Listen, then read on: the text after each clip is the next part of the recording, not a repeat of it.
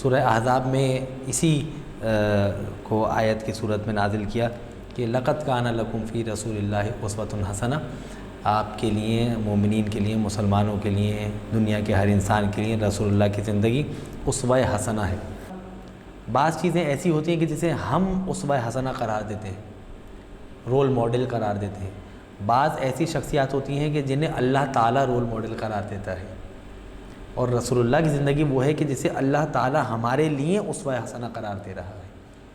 ایک بات تو یہ، دوسری بات یہ ہے کہ اگر ہمارے ناظرین مختصر سا غور کریں، تھوڑا سا غور کریں، تو جب ہم کلاس میں جاتے ہیں 9ویں اور 10ویں جماعت یا بڑی کلاسز میں جاتے ہیں، تو پہلے استاد ہمیں پڑھاتا ہے، تھیوری پڑھاتا ہے، ٹھیک ہے، پھر اس کے بعد استاد ہمیں پریکٹیکل پڑھاتا ہے۔ پریکٹیکل یعنی کیا؟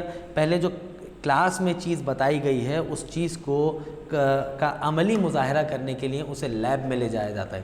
تو پہلے پریکٹیکل نہیں، پہلے تھیوری پھر پریکٹیکل۔ شیخ سعدی شیرازی کے 4 مصرعے ہیں جو کہ بڑے بہترین ہیں، ہم سنتے بھی ہیں۔ بلغ العلا بکمالہ، ایک ایک جملے پر غور۔ بلغ، ظاہر ہے مسلمان اس لفظ سے بہت اچھی طریقے سے واقف ہیں، اور مکتبہ تشیع سے تعلق رکھنے والے افراد تو اس سے بہت اچھی طریقے سے واقف ہیں۔ اسی سے نکلا ہے بلغ، ٹھیک ہے، اور آیت بلغ ظاہر ہے وہ ولایت اور یہ ساری چیزیں سب کے ذہنوں میں ہیں۔ بلغ العلا، اور اچھا لفظ علا سے بھی آپ اچھی طریقے سے واقف ہیں۔ اسی لفظ سے نکلا ہے اعلیٰ، اسی لفظ سے نکلا ہے علی۔ تو بلغ العلا، وہ پہنچے علا بلندی تک۔ کیسے؟ اچھا، بلندی تک پہنچنے کے 2 طریقے ہیں۔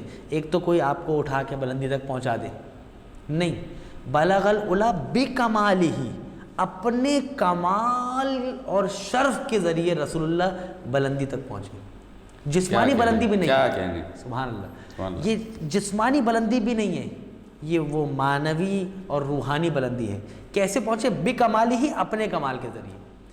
کشف الدجا بجمالہ حسنت جمیع خصالہ، آپ کے تمام کے تمام خصال، آپ کے تمام کے تمام مناقب، حسنت جمیع خصالہ، آپ کے تمام کے تمام صفات حسین ہیں، بہترین ہیں۔ صلو علیہ وآلہ، کیا اللہم صلی علی محمد وآل محمد۔ ہم سب یہ سنتے ہیں، پڑھتے ہیں۔ دیکھیں اس میں مطالب ہیں، جیسے کہ ہم سنتے آ رہے ہیں کہ انت صادق و امین، رسول اللہ صادق اور امین ہے، ٹھیک ہے۔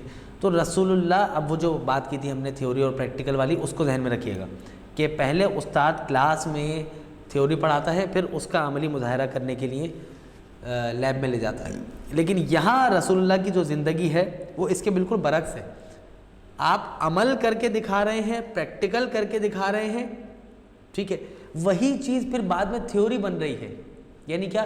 آپ عمل کر کے دکھا رہے ہیں، سچ بول، آیت آتی جا رہی ہے، سلامت رہیں، یعنی کہ آپ پہلے رسول اللہ سچ بول رہے ہیں، پھر اس سچ بولنے کے نتیجے میں رسول اللہ کو لوگ خود صادق کہہ رہے ہیں۔ آپ امانتیں اپنے پاس رکھ رہے ہیں اور پھر لوگوں تک اسے صحیح سلامت انداز میں پہنچا رہے ہیں، تو پھر لوگ آپ کو خود امین کہہ رہے ہیں۔ بے شک۔ تو رسول اللہ کے اخلاق پر اگر ہم گفتگو کریں تو دیکھیں گے کہ لقد کان لکم فی رسول اللہ اسوۃ حسنہ، رسول اللہ کے ذات اسوہ حسنہ ہے۔ یعنی کیا؟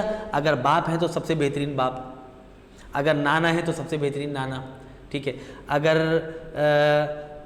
سسر ہیں تو سب سے بہترین سسر، ٹھیک ہے، اگر شوہر ہیں تو سب سے بہترین شوہر، اگر بھائی ہیں تو سب سے بہترین بھائی، ٹھیک ہے۔ کیوں؟